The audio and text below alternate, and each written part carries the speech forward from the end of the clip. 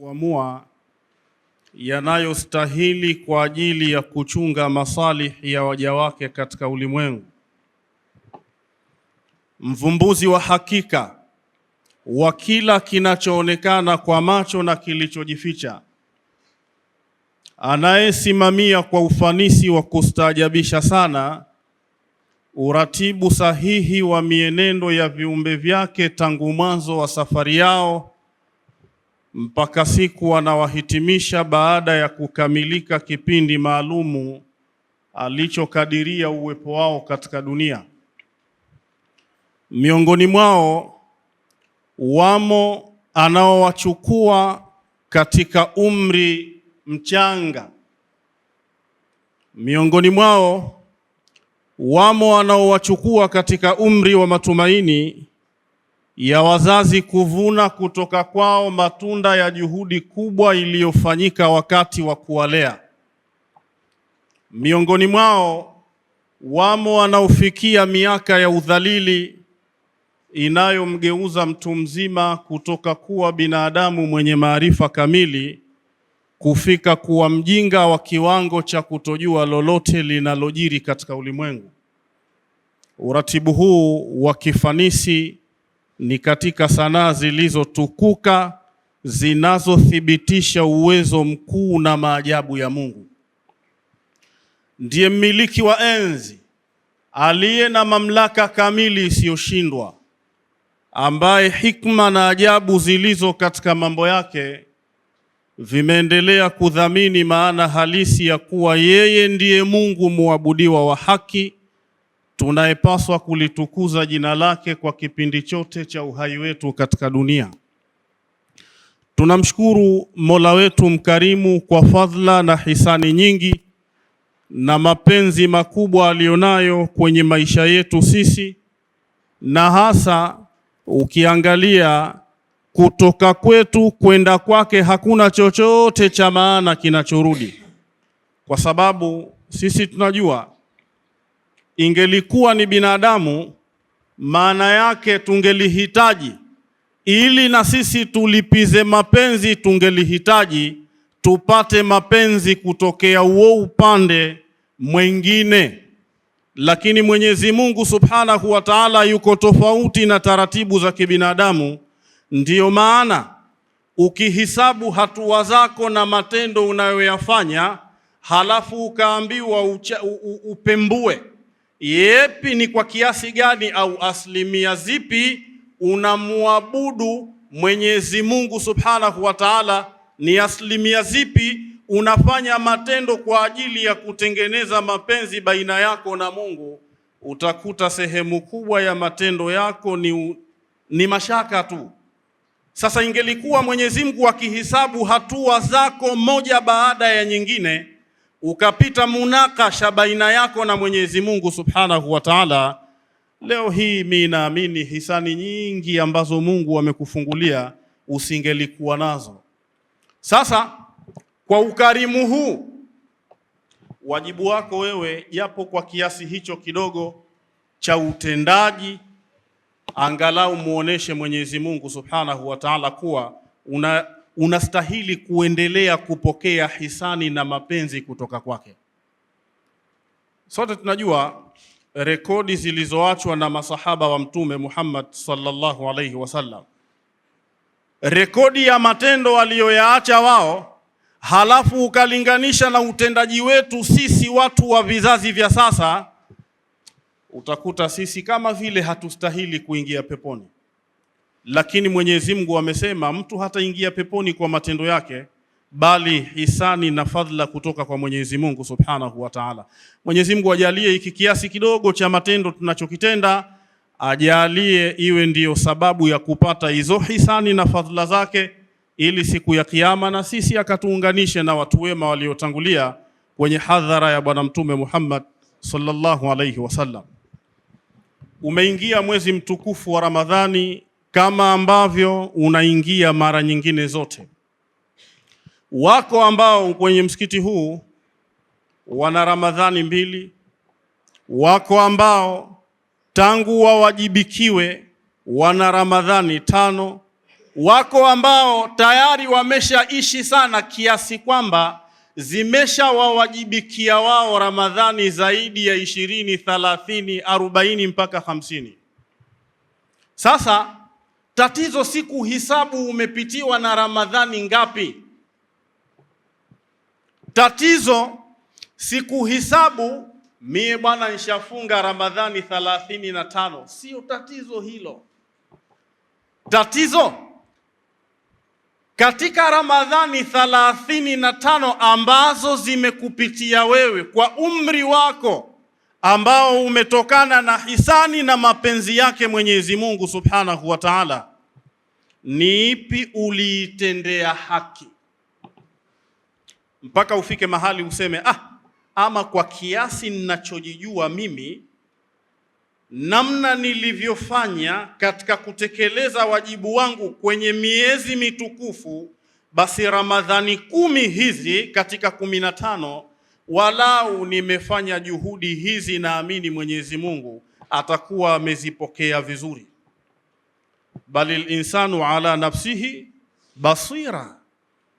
Acha hizo 10, 30 zilizopita, hii iliyoanza jana tu. Itizame funga yako iliyopita siku ya jana, iangalie na funga yako mpaka muda huu tunamaliza kuswali salatul Jumaa. Tangu ile siku ukitazama mwezi kwa shauku kwamba mwezi mtukufu ambao Mwenyezi Mungu amewajibisha jambo kubwa unakuja, hebu jitizame kwenye hizi siku 2 hizi, nini unastahili kwa Mwenyezi Mungu Subhanahu wa Ta'ala kwa namna unavyojijua. Unastahili daraja A au unastahili daraja B, au wewe ni miongoni mwa wale wengi ambao hawamo hata kwenye hayo madaraja, wako nje kabisa? Ama ikiwa hali ni hii, basi sisi hatupaswi kucheka leo na kufurahi kwa sababu tuko ndani ya Ramadhani, au Ramadhani imekuja na sisi tukiwa hai. Hatupaswi kucheka. Ni bora tungelikufa kabla kuliko kujiliwa na Ramadhani halafu ikawa utendaji wetu na mapokeo yetu ya mwezi huu wa Ramadhani ni tofauti na matashi ya Mwenyezi Mungu Subhanahu wa Ta'ala. Bwana Mtume Muhammad sallallahu alayhi wasallam alipata kusema maneno, alisema kullu amali ibni adama lahu. Maneno haya ni maneno yake Mwenyezi Mungu Subhanahu wa Ta'ala. Kullu amali ibni adama lahu illa siyam fa innahu li wa ana ajzi bihi. Binadamu amali zote, hisabu ya utendaji wa amali hizo na kiasi cha thawabu alizozipata anajua mwenyewe. Si tunajua 1 kwa 10 Mwenyezi Mungu kasema, si ndio? 1 kwa 10.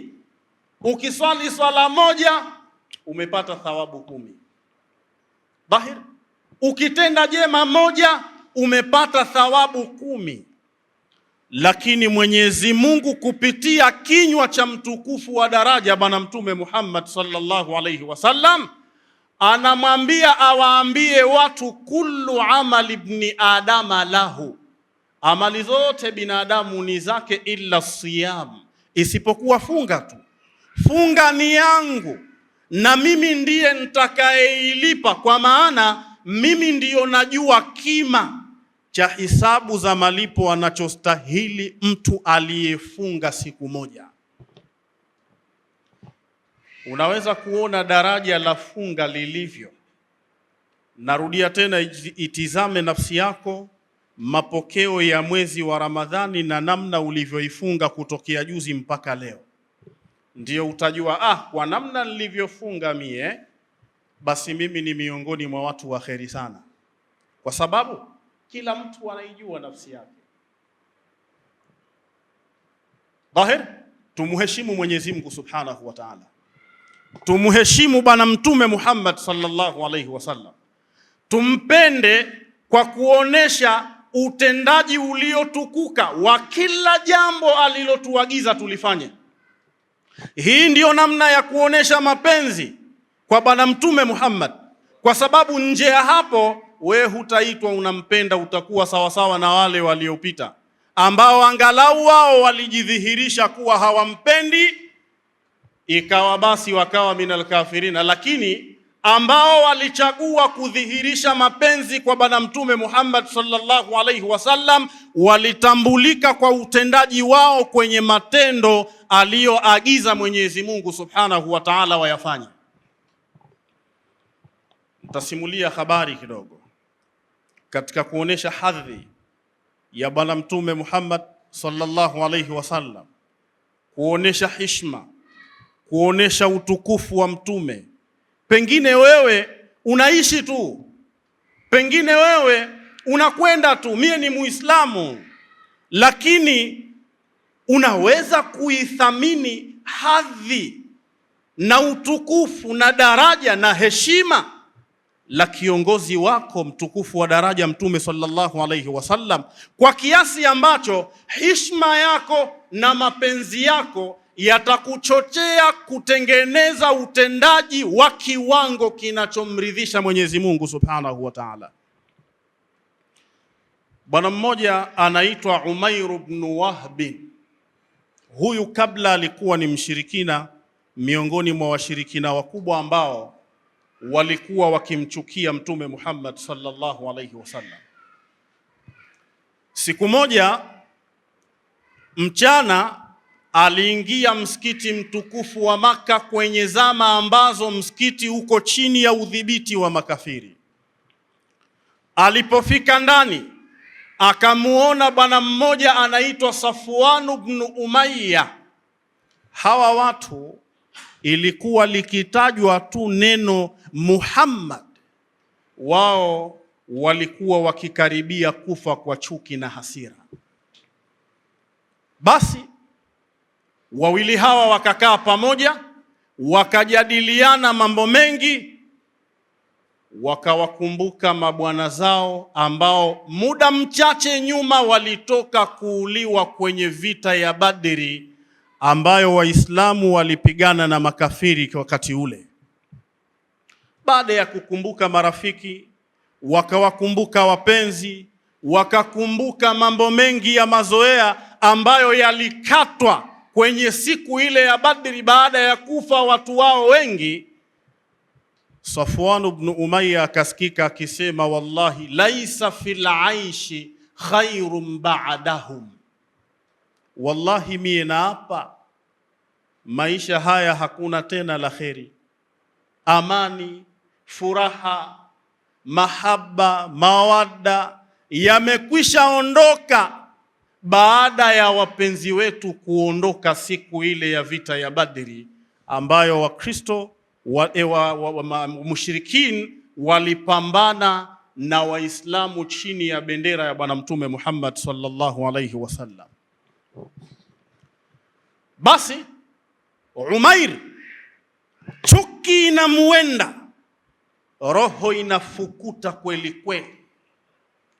Safwan ibn Umayya, roho inamkereketa kiasi ambacho hakuna anayeweza kuelezea kima cha chuki yake juu ya Mtume Muhammad sallallahu alaihi wasallam.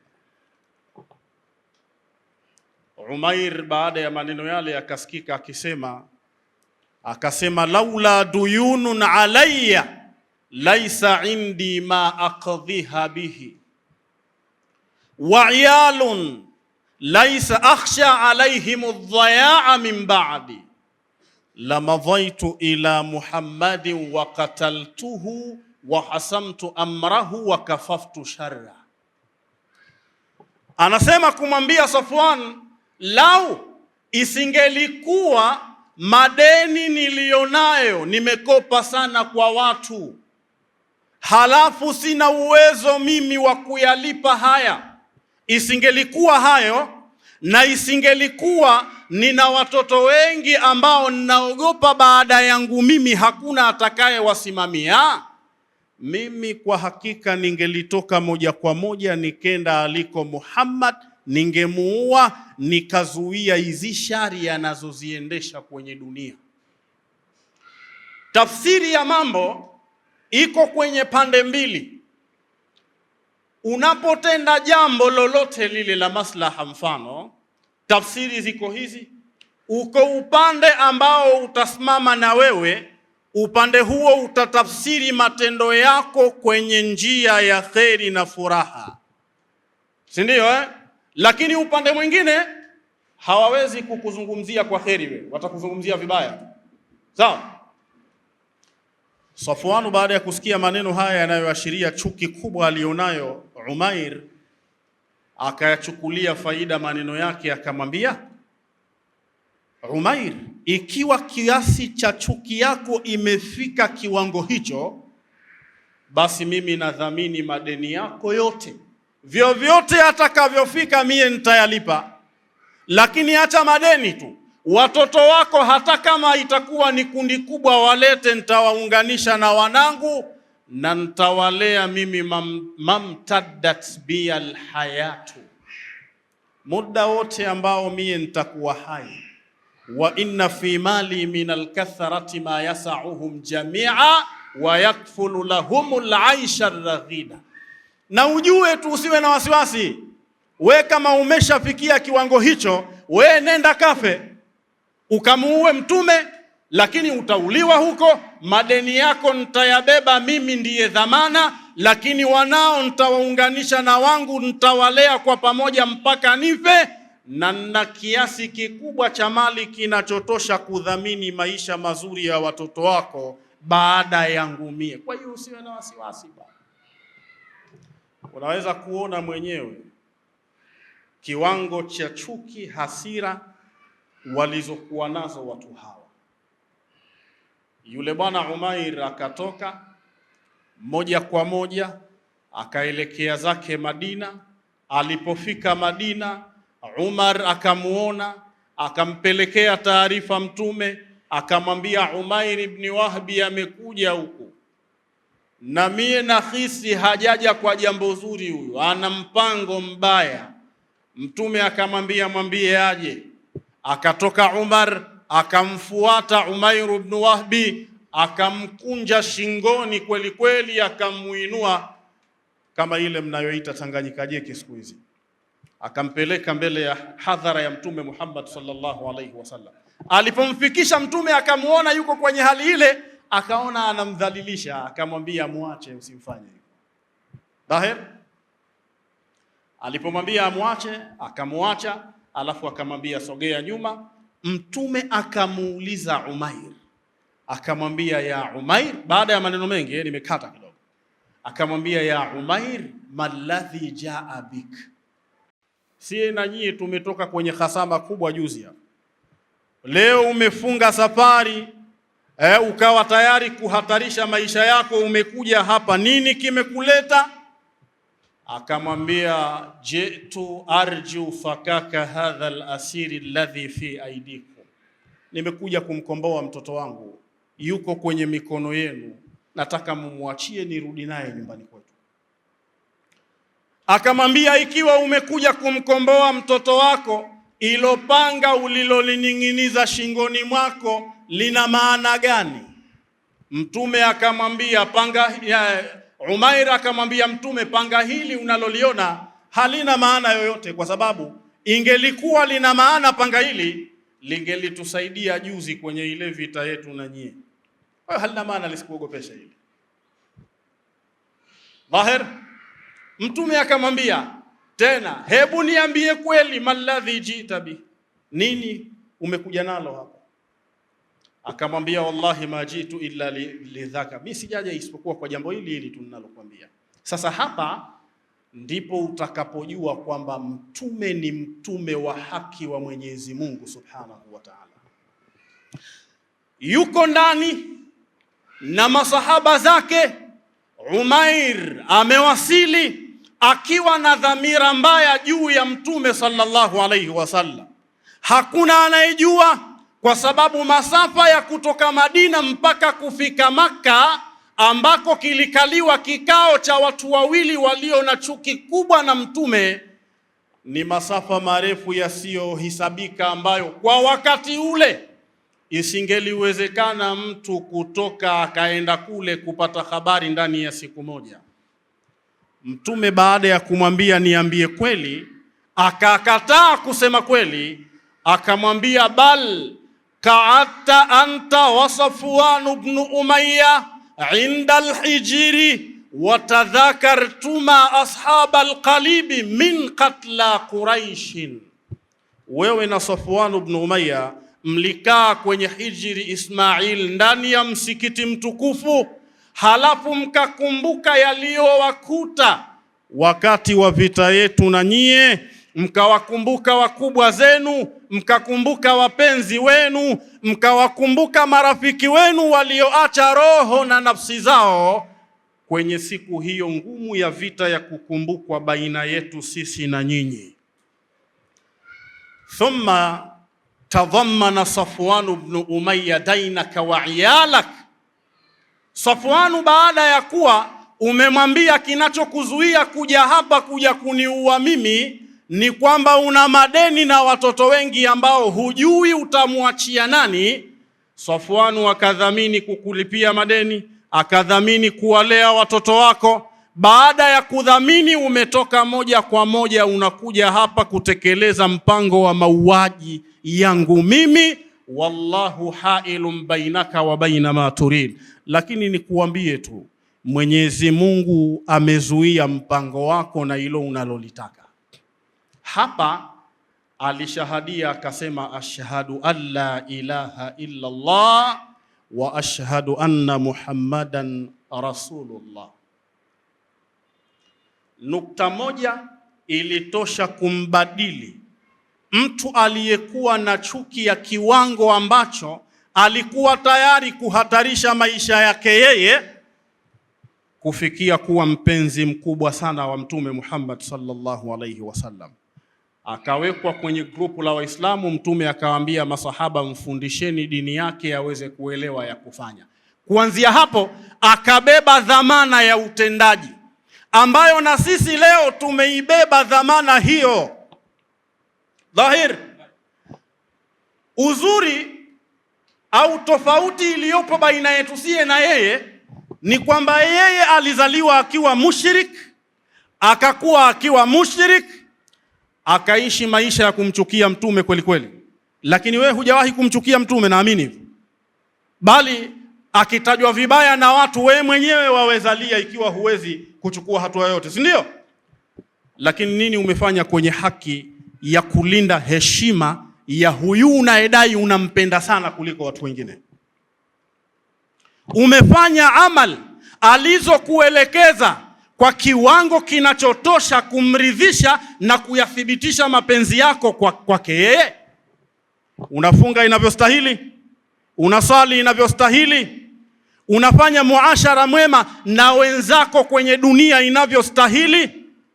Ikiwa ndivyo, fadhaka, Mwenyezi Mungu atakulipa kheri. Lakini ikiwa sivyo, lazima kuanzia leo tutazame mienendo yetu, ili kutokea hapa twende tukajithibitishe kuwa kweli tunampenda Mtume Muhammad, tunatambua heshima, hadhi na thamani yake. Ukifanya hivyo utakuwa katika jumla ya makundi ya watu wa kheri, na siku ya Kiyama utakwenda kuungana naye kwenye pepo za Firdausi. Mwenyezi Mungu ajalie, atutie shime kwenye mioyo yetu, atupe nguvu ya kutenda amali njema, tuzitende kwa namna inavyostahili. Mwenyezi Mungu Subhanahu wa Ta'ala aweke khushui kwenye nyoyo zetu, aondoe shubuhati za kiibilisi na shubuhati za nafsi, ili tuweze kustiki kwenye mstari mwema anaoridhika nao Mwenyezi Mungu Subhanahu wa Ta'ala. Kufikia hapa niseme wabillahi tawfiq, wassalamu alaikum wa rahmatullahi ta'ala wa barakatuh. Tuko kwenye Ramadhani, maneno ni haya. Ikiwa kuna hitilafu unaiona kwenye kufunga kwako ndani ya siku mbili, hiyo hitilafu kaifanyie kazi, kwa sababu Ramadhani bado unayo, imebakia siku kadhaa mbele nyingi ambazo zinatosha kukubadili kwenda kwenye hiyo hai anayoipenda Mungu, si ndio? Lakini ukizembea ukaona bana ni yale yale, ikiondoka Ramadhani halafu Mungu hajakuridhia, we minal khasirin, Mwenyezi Mungu atulinde. Rabbana atina fid dunya hasana wa fil akhirati hasana wa qina adhaban nar wa adhabal qabri wa adhabal faqri warzuqna an-nadhara ila wajhika al-karim wa awrithna al-jannata ma'al haqiqin wa la taruddanna khaibin bi rahmatika arhamar rahimin. Wa sallallahu ala sayyidina Muhammad wa ala alihi wa sahbihi wa sallam. Alhamdulillahi rabbil alamin.